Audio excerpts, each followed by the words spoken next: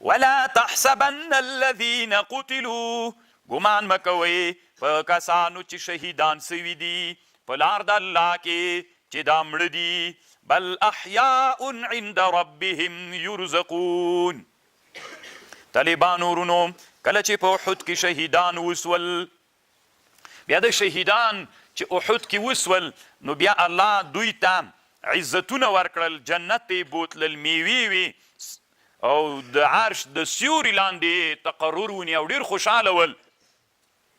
نو بیا یو ورځ دوی راجمع سول، خپل منځ کې ځان سره ویلې چې کاش کې د موږ هغه مسلمانان ورونه چې دنیا کې دي په دې باندې خبر سي چې د موږ ډېره ښه زندګي ده دلته، د جهاد نه ستړي نه سي، فکر ونه کړي چې د دوی به ښه زندګي نه وي. نو الله نه غوښتنه وکړله چې د موږ دا خبر به څوک وروړي؟ الله ورته ویلې زه به یې وروړم. الله عز وجل دا آیتونه را نازل کړل. یا طالبانو امام ترمیزي وایي جابر رضی الله عنه چې داسې ناستو یو ورځ سر یې کاته اچولی و، زړه یې مات و، پلار یې شهید سوی و، 14 خویندې ورته پاتې وې، یو ورور 14 خویندې، پلار یې شهید سوی و. نبي علیه السلام ورته ویلي ولې داسې ناست یې منکسر مات؟ نو هغه ورته ویلي پلار مې شهید سوی. نبي علیه السلام ورته ویلي زیری در نه کمه په هغه شي باندې چې الله دې تا پلارو سره ملاقي که. وی راته ووایه وی الله عز وجل چې ده هېڅ چا سره خبرې نه دي کړي بدون د حجاب نه، اما دې تا د پلار سره بې له حجابه خبرې وکړلې. ورته ویلې تمنا وکړه چې در یې کم. هغه ورته ویلې پلار دې وایي ورته ویلې چې ژوندی مې که چې بیا شهید سم، بیا مې ژوندی که بیا شهید سم.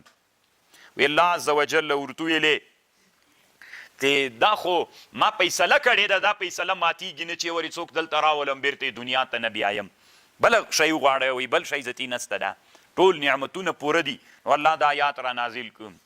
ولا تحسبن الذین قتلوا ګمان دې نه کوي هغه کسان قتلوا چې وژل سوي دي فی سبیل الله په لار د الله کې. ګمان دې نه کوي، ګمان مه کوه ته په هغه کسانو قتلوا چې وژل سوي دي په لار د الله کې چې مړي دي بل احیاء عند ربهم یرزقون، بلکې دوی ژوندي دي په نزد د رب باندې، یرزقون دوی ته رزق ورکول کیږي.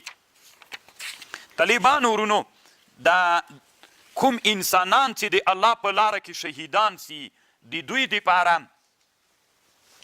دا ژوند کم ژوند ده، د شهیدان ژوندي دي.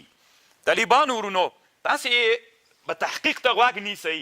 کله کله په ټولنه کې یو خبر خپور وي، هغه خبر دومره د انسانانو ذهنونو منلی وي چې هغې کې د لږ خبره وکړله لاندې ټاپه ورسره ده. طالبانو ورونو اوس په دې باندې علما بحث کوي دا شهید چې شهید سي دا ژوند چې ورته موده کوم ژوند ده، دی په کوم ژوند ده چې خوراک کوي. بعضې مشهوره مونږ کې دا ده چې دا بدن یې ژوندی ده، قبر کې ژوندی د خوراک کوي. نو خو مونږ خو ډېر شهیدان نن وینو، امام راضي وایي ډېر شهیدان وینو چې اډوکې یم خاورې سي، بدن خو یې څه کوي. تاسې به لیدلي طالبانو تیر جمهوریت کې د کندهار یو ظالم و، ډېر شهیدان یې کړي، اوس یې په ریګونو کې شهیدان راوځي تنه اډوکې پاتې وي. نو طالبانو ورونو امام راضي وایي بعضې علما وایي چې دا اجساد یې ژوندي دي. نو اجساد خو موږ د شهیدانو وینو چې خاورې دي، نو څنګه ژوندي دي؟ دا ژوند تېر نه مراد د امام راضي ته دا خوند نه ورکوي چې دی وایي چې مراد له ژوند نه د اجسادو ژوند ده. امام راضي رحمه الله اصل کې بحث په دې باندې کړی ده. دی وایي چې مراد له ژوند نه څه ده؟ ژوند روح ده. طالبانو ورونو انسان وروسته یوه بله خبره هم راځي، اب هم دلته وکړو طالبانو ورونو، بیا د دې سره هغه خبره ډېره خوندوره ده، بیا تاسې ښه ورباندې پوهېږئ، په دې مسله به هم پوه سئ. الله وروسته یو آیات کې راځي کل نفس ذائقة الموت، هر نفس څکونکی د مرګ ده. طالبانو ورونو مرګ څه شي ته وایي؟ فلاسفه وایي وی مرګ یو خو د فلاسفو رایه ده چې امام راضي رد کړې، چې هغه ټوله یې نه ده رد کړې، تنها چې روح نه مړ کېږي دا خبره یې کړې. مرګ چا ته وایي طالبانو؟ فلاسفه وایي مرګ دې ته وایي د انسان په بدن کې الله یو غریزي او طبیعي رطوبت پیدا کړی، د انسان په بدن کې یو طبیعي لوندوالی رطوبت ده. دغه رطوبت سره الله غریزي او طبیعي حرارت هم پیدا کړی ده. نو کله چې انسان کې دا غریزي رطوبت پیدا سو، د هغه رطوبت سره حرارت هم پیدا سو، نو دغه رطوبت او حرارت دغه هغه څه ده چې ورته وایي دا حرارت، دا د رطوبت سره حرارت راځي، چې کله سره یو ځای سو په حرارت راځي. دا اوس دی موږ او تاسې بدنونه ګرم دي چې یخ سې مړه کېږو. کرا طالبانو د انسان په بدن کې الله چې کوم طبیعي رطوبت پیدا کړی، دا رطوبت له منځه لاړ سي. کله چې دا رطوبت له منځه لاړ، حرارت خپله ګل کېږي. نو حرارت چې ګل سو، انسان مړ کېږي. تاسې که فکر وکئ طالبانو ورونو، د انسان طبیعي عمر د انسان 160 کاله ده، 160 کاله. دا د حکومت عمر هم د طالبانو، د حکومت هم طبیعي عمر څومره ده؟ 160 کاله ده. خو انسانان تر 160 کاله ولې نه رسیږي طالبانو؟ مرضونه یې څنګه کوي؟ مړ کوي یې، مرضونه پې باندې راسي. نو حکومت هم طبیعي عمر 160 کاله ده، خو مرضونه یې مرضونه یې مخکې مړ کي. اوس ورته غوږ ونیسه. طبیعي او غریزي رطوبت له حرارت سره هغه سوځېږي دواړه همداسې. کله داسې حالت راسي رطوبت له منځه لاړ سي، چې رطوبت ختم سو حرارت هم له منځه لاړ. ځکه هغه حرارت په چا کې بلیده؟ په رطوبت کې. چې له منځه لاړ طالبانو ورونو هېڅ شی هم پاتې نه سو. نو دا یوه خبر سوله. اوس دوی وایي چې دا فلاسفه وایي چې انسان کې دلته دوه خبرې دي. د انسان کې دا رطوبت و حرارت چې ده، دا په چا کې و؟ په بدن د انسان کې. نو د انسان بدن مړ سو طالبانو. څوک مړ سو؟ بدن مړ سو. روح نه مړ کېږي دوی وایي. ځکه روح نه مړ کېږي ځکه په روح کې رطوبت او حرارت شته ده نه. نو چې نشته ده، مرګ اصل کې عبارت ده له دې نه. رطوبت څومره علمي خبر ده طالبانو. مرګ عبارت ده له غریزي رطوبت او له غریزي حرارت نه. کله چې دا رطوبت له منځه لاړ، ختم سو، کنه دغه حرارت سره طالبانو دا رطوبت سوځي. دا رطوبت سوځي، کرا یې سوځي. کله چې سړی ډېر بوډا سي، ګورئ مازې پوستکی پاتې وي کمپیکري، که نه زړې ښځې. هلته طالبانو ولې ډنګر سوی وي؟ ځکه هغه حرارت ټول څوک سوځلی وي. رطوبت دا سړی چې چاغ وي طالبانو، د چا د وجې نه چاغ وي؟ رطوبت پکې ده که نه انسان کې. د انسان چاغوالی خو چې دا خو هغه غوښه اوبه یې اخیستې دي، چې چاغوالی د دې وجې نه د رطوبت ډېر سوی ده. نو کله چې انسان کې دغه حرارت رطوبت سوځي صفر ته ورسیږي، چې رطوبت له منځه لاړ، سړی څوک سو. نو دوی وایي، فلاسفه وایي چې هغه څه ده څه ورته وایي. دا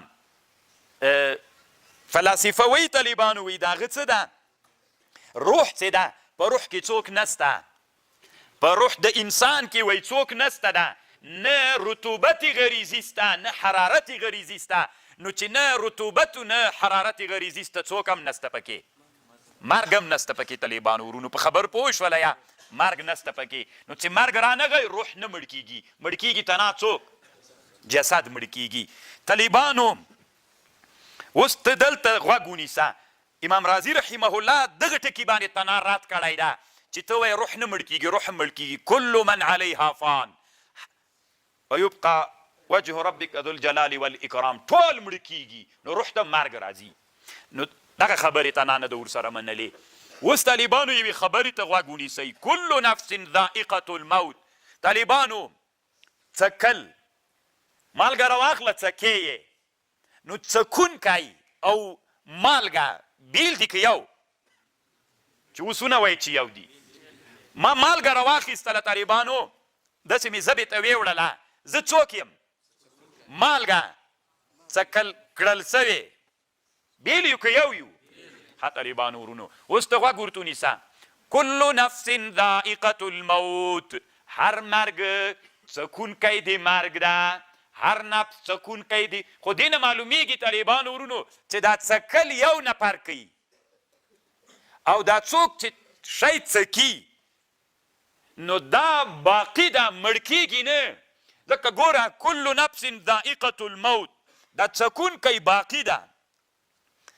ته فرض که مثلا طالبانو ورونو دا روح ده دا روح مرګ وڅکه مرګ عبارت له چا نه و له هغه غریزي رطوبت نه چې غریزي حرارت وسوځاو بس مړ سو دا بدن د طالبانو بدن مړ سو دا د بدن مرګ دا چا وڅکه روح خو درد خو چا ته ورسید څکل عبارت له چا نه ده مخکې روح په چا کې و په بدن کې کله چې دا بدن مړ سو روح ترېنه څوک سو ترېنه لاړو طالبانو روح ترېنه لاړو ووته نو دا طالبانو د بدن د روح ته ډېر درد ورسېده ځکه طالبانو دوی دواړه سره میینان سوي ول دا بدن و روح ځکه میینه ډېر وخت سره یو ځای تېر کړي و د قالب د روح دپاره طالبانو معشوق ګرځېدلی و ډېره مینه یې سره وه نو هغه چې مړ سو ده ته درد ورسېده نو دی څکونکی دی د مرګ سو نو خو دې نه معلومیږي طالبانو چې روح نه مړ کېږي تنا څوک مړ کېږي